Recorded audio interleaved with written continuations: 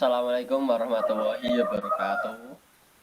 Waalaikumsalam Waalaikumsalam warahmatullahi warahmatullahi wabarakatuh. wabarakatuh. Baiklah, kami di sini akan mempresentasikan hasil audit kami mengenai sistem aplikasi manajemen furnitur. Sebelumnya, perkenalkan anggota kelompok kami. Pertama, saya sendiri, yaitu Iskandar, dengan NIM 2021-53076. Saya Daniel Semit dengan NIM 2021-53095.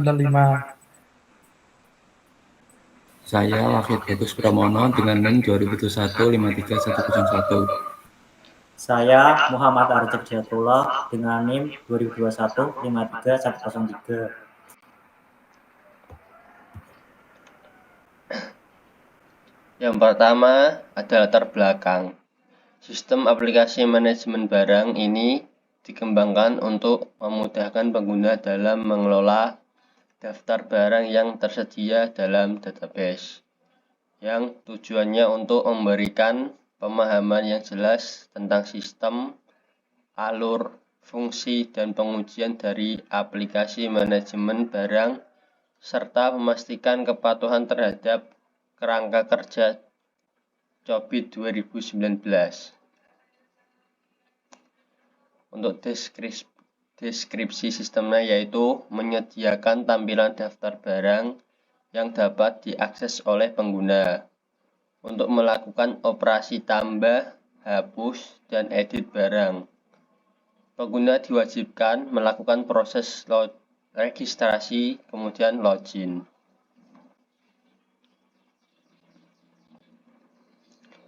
Untuk alur sistemnya yang pertama yaitu pengguna membuka aplikasi, kemudian pengguna login. Jika belum, sistem meminta untuk pengguna registrasi. Setelah itu, login. Pengguna dapat menggunakan fungsi penambahan, penghapusan, dan pengeditan barang.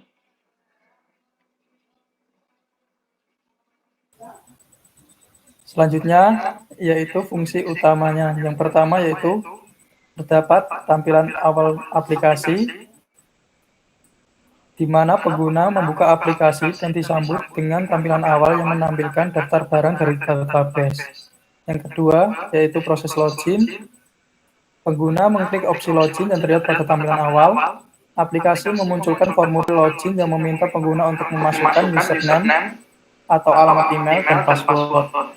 Lalu yang selanjutnya yaitu validasi dan autentikasi, di mana aplikasi memvalidasi informasi yang dimasukkan oleh pengguna. Jika informasi benar, sistem memberikan akses penuh kepada pengguna dan kembali ke tampilan awal dengan status sudah login. Yang ketiga, yang keempat yaitu ada proses registrasi, di mana yang pertama yaitu ada pilihan registrasi. Pengguna yang belum memiliki akun memilih opsi registrasi yang dapat ditemukan pada tampilan awal atau formulir login. Lalu formulir registrasinya yaitu aplikasi menampilkan formulir registrasi yang meminta pengguna untuk memasukkan informasi pribadi, termasuk yang pertama nama lengkap, lalu ada alamat email, username yang diinginkan, dan password.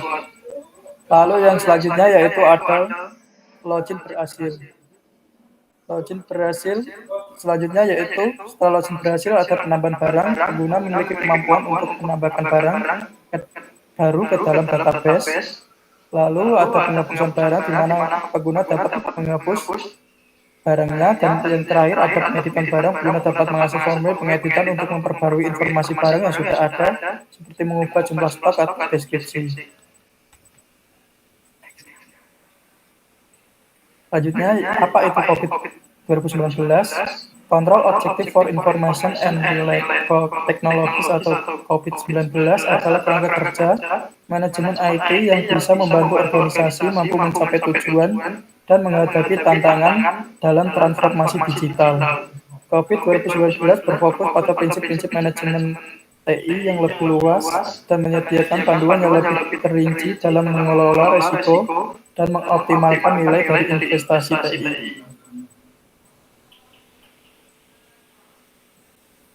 Selanjutnya, demo sistemnya akan dijelaskan teman saya.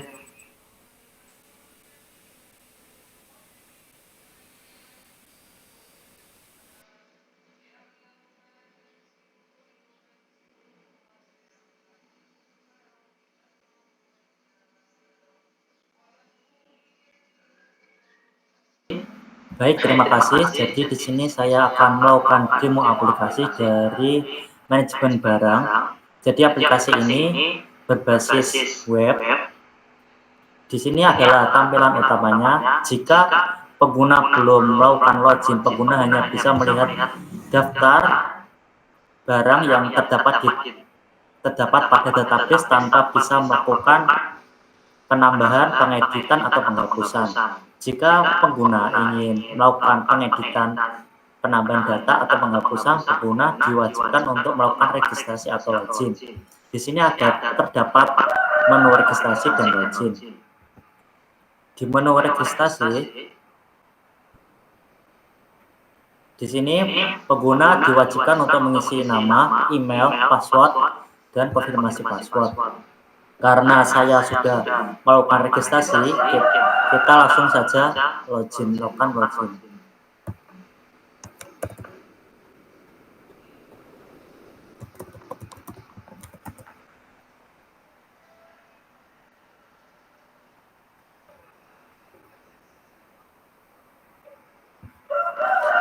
Ketika pengguna sukses melakukan login, di sini pengguna bisa melakukan keolah produk.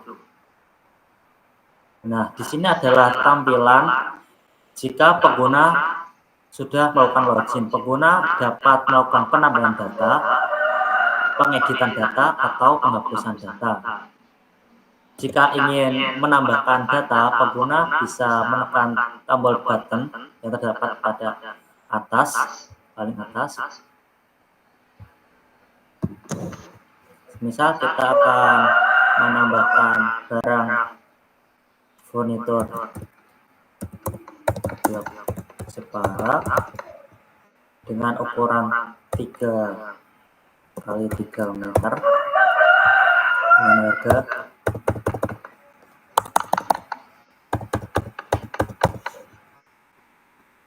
dengan stok semisal 5.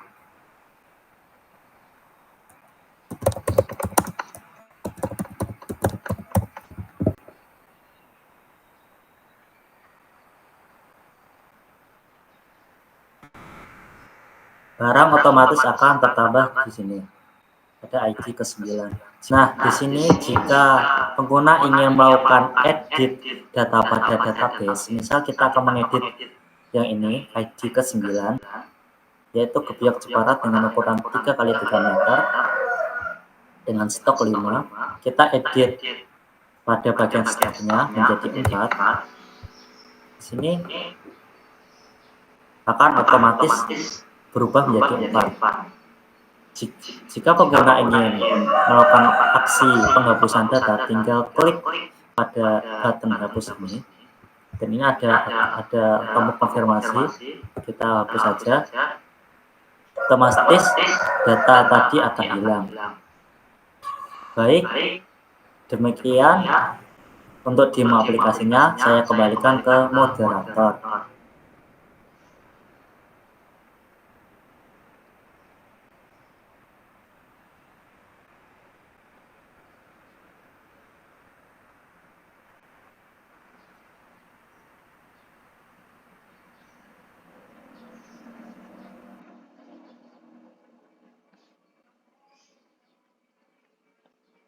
Oke, terima kasih. Baik, untuk slide selanjutnya akan dijelaskan oleh oleh Smith.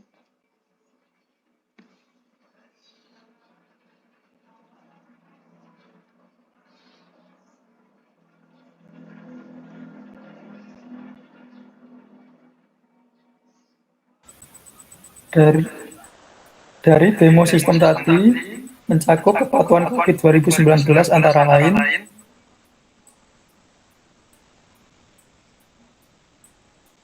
yaitu domain dan proses COVID. Yang pertama yaitu ada Alert Plan Organizing atau APO, yang dimana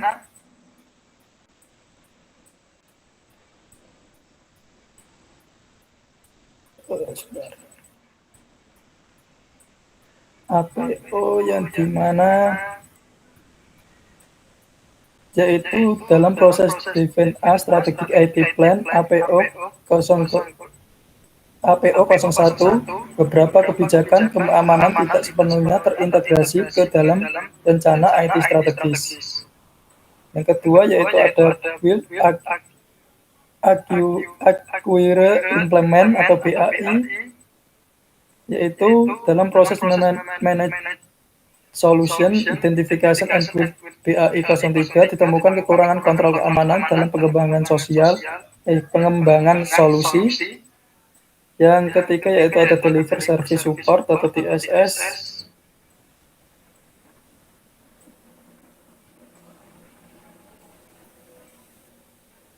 Next.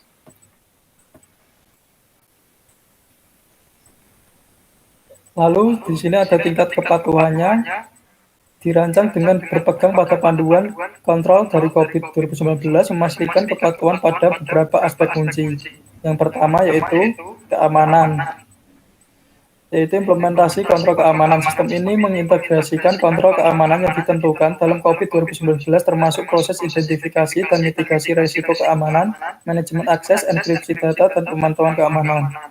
Lalu yang kedua yaitu ada manajemen risiko. Proses manajemen risiko terintegrasi. Sistem ini mengadopsi proses manajemen risiko yang terintegrasi dalam domain APO COVID. Ini mencakup identifikasi risiko, penilaian risiko, dan pengembangan respon terhadap risiko untuk meminimalkan dampak negatif. Lalu yang selanjutnya yaitu pengelolaan sistem. Sistem memenuhi proses pengelolaan sistem dalam domain BAI dan DSS COVID. Ini termasuk manajemen operasi harian, pembayaran layanan, manajemen insiden, dan keberlanjutan operasional. Yang terakhir yaitu ada monitoring dan evaluasi. Sistem menerapkan pemantauan kontinu terhadap operasi dan keamanan untuk mendeteksi dan merespon perubahan lingkungan dengan cepat. Next. Selanjutnya akan dijelaskan oleh Wahid. Kemudian temuan COVID dan solusinya. Yang pertama adalah temuan COVID. Ada dua, yaitu yang pertama adalah domain align, Plan and Organize atau APO. Untuk temuannya yaitu beberapa kebijakan keamanan tidak sepenuhnya terintegrasi ke dalam rencana IT strategis. Untuk solusinya yaitu melakukan revisi rencana IT strategis untuk memasukkan kebijakan keamanan secara menyeluruh dengan menentukan langkah-langkah dan tindakan yang dibutuhkan. Untuk temuan yang kedua yaitu domain Build, Acquire, and Implement atau BAI. Untuk temuannya yaitu ditemukan kekurangan kontrol keamanan dalam pengembangan solusi.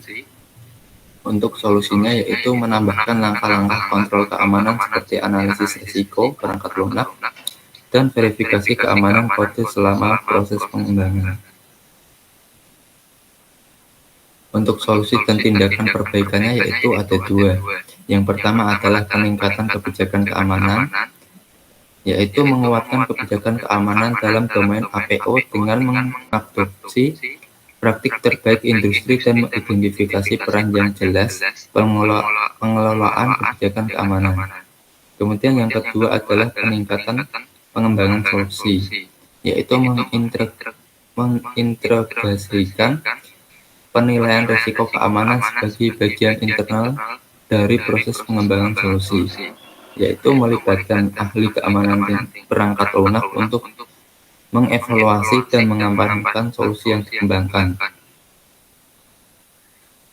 Untuk kesimpulan yang dapat diambil yaitu dalam pengembangan sistem aplikasi manajemen barang telah berhasil dirinci fungsi utama aplikasi, struktur sistem, alat kerja, serta pengujian fungsional terhadap keamanan. Evaluasi terhadap tingkat kepatuhan terhadap COVID-19 juga memberikan temuan yang kemudian diikuti dengan solusi perbaikan. Meskipun sistem ini telah membawa manfaat dalam pengelolaan daftar barang, terdapat perbaikan yang dapat dilakukan untuk meningkatkan kepatuhan dan keamanan. Sekian, terima kasih. Saya kembalikan ke moderator. Terima kasih. Sekian presentasi dari kelompok kami. Kurang lebihnya mohon dimaafkan. Akhirul kalam, wassalamualaikum warahmatullahi wabarakatuh. Waalaikumsalam warahmatullahi wabarakatuh. Oke.